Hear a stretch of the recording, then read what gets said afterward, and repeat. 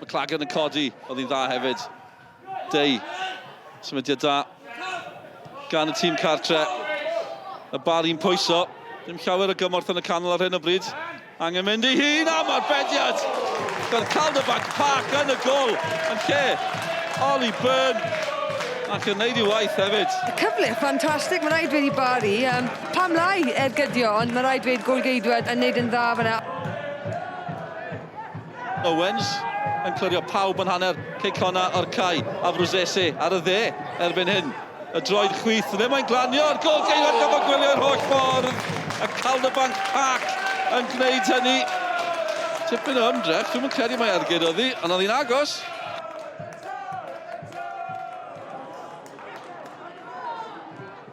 Cafana, ond dwi'n llodrus iawn Cafana, ac yn llawn hyder, nawr e!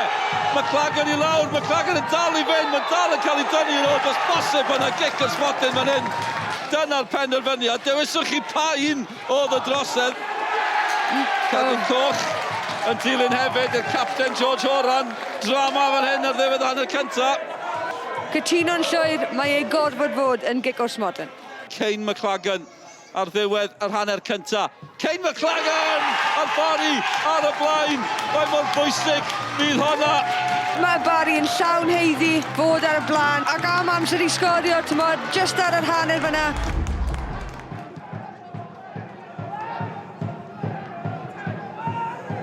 O, chydig o ddryswch. Pool, Harrison yn mentro, a mae mewn gan Harrison, bobl bach blerwch gan y Barri. Harrison yn taro. Mae'n gwbl gyfartal.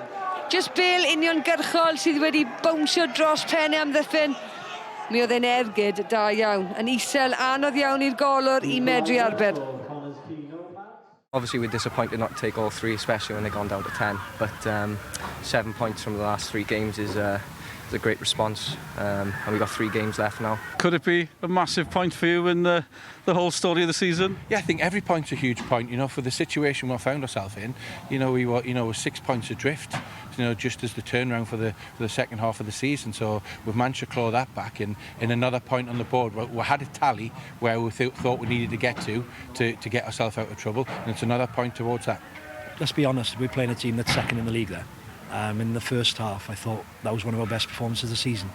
Very front foot orientated, keeper didn't look troubled, and arguably sometimes when you go down against 10 men, it changes the game. And you know, to be fair to Connah's Quay, they sat in there and made it very difficult for us. I'm obviously delighted to take 7 points out of 9, considering where we've been, but the nature of the goal we conceded is, you know, that's terrible. And unfortunately, that's prevented us from getting 3 points today.